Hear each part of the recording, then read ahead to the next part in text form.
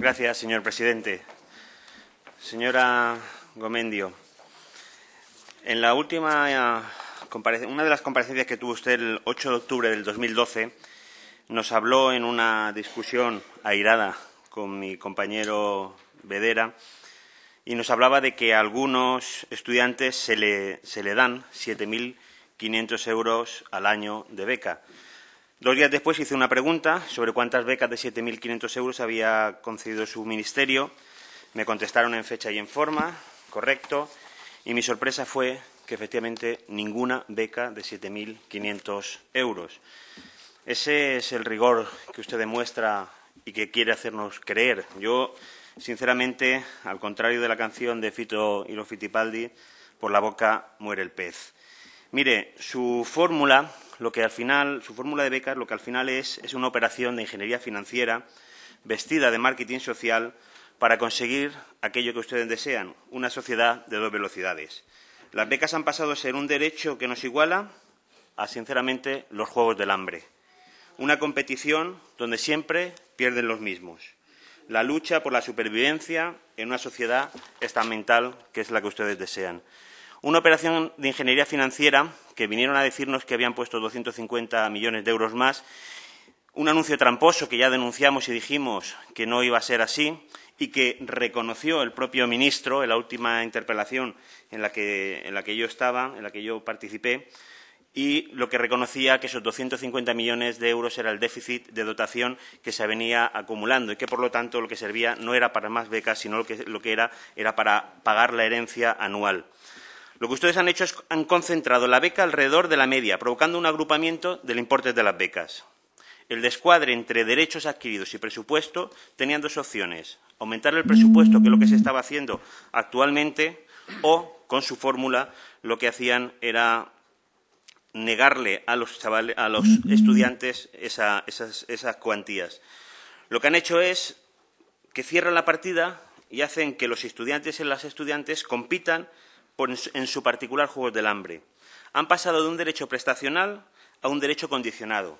Mire, en la comparecencia también nos hablaba el ministro de la distribución. Esta es la distribución del sistema anterior, una distribución bastante equitativa. Y hemos pasado a una distribución verdaderamente donde hemos perdido en equidad en el sistema. Esa es la realidad.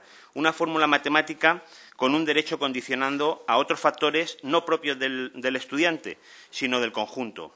Una fórmula incomprensible. Ya se la hemos enseñado muchas veces y usted la conoce. Pero es que, además, fíjese, le voy a explicar solamente el primero. De las 5 partes, solamente el primero. El primero es el mínimo establecido que todos cobrarán en todos los niveles. Este año el mínimo es de 60 euros. A este mínimo se le sumará el resultado de la parte 2 por la parte 3 dividida entre la parte 4.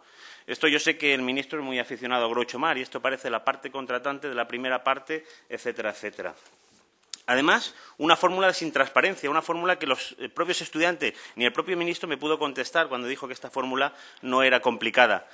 Hoy cuando sacaron las becas o su decreto de becas, los chavales no sabían 5 de los 5 criterios no sabían a qué se referían, sino que eran criterios que solamente conocían ustedes.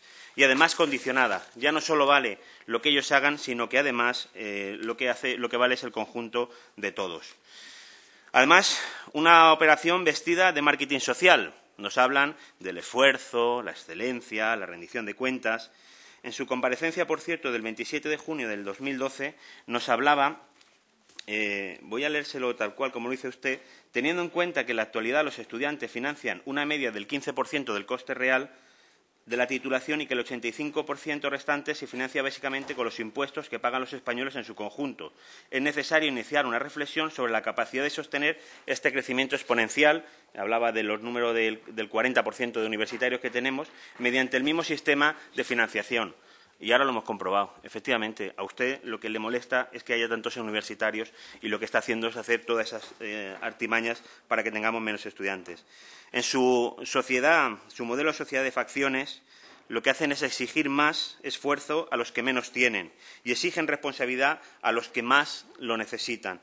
Mire, explíquenselo al 1.200.000 familias que están ahora mismo en comedores escolares o los 600.000 niños que se han quedado sin beca.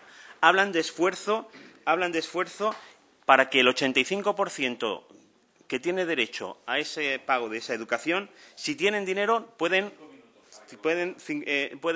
gracias, señor presidente, pueden seguir transitando por el sistema si tienen dinero. Y para ese 15% se les exige todavía más. Mire, primero los criminalizaron, luego les exigen esfuerzo y ahora terminan haciéndoles creer que les hacen un regalo con esas becas. Mire, han diseñado un modelo de trabas, dificultades y pruebas donde al final siempre pierden los de abajo. Y mientras ustedes en su atalaya exigen esfuerzo, eficiencia y responsabilidad a los que menos tienen. Excelencia sin equidad es igual a elitismo. Termino, señor presidente, para que continúe mi compañero. Una sociedad de prohombres. Su ideal que ya lo decía en el franquismo. La situación económica, una excusa. Endurecer, recortar y negar sus instrumentos. Su ideal, élites frente al público en general. Una sociedad injusta, una sociedad donde ustedes se saltan la ley, por cierto, sigue sin convocar el observatorio de becas, pero exigen más a los que necesitan y que tienen más derechos reconocidos. Una sociedad donde usted se permite el lujo de pagar las becas a los alumnos al final de su curso, pero sin embargo les exige la devolución a los que ya no han conseguido acabar el curso. Una sociedad donde las clases altas circulan libremente con éxito académico o sin éxito y, sin embargo, exigen a las clases bajas responsabilidad, eficiencia, corresponsabilidad, porque es el dinero de todos. Por cierto, el que ellos también pagan.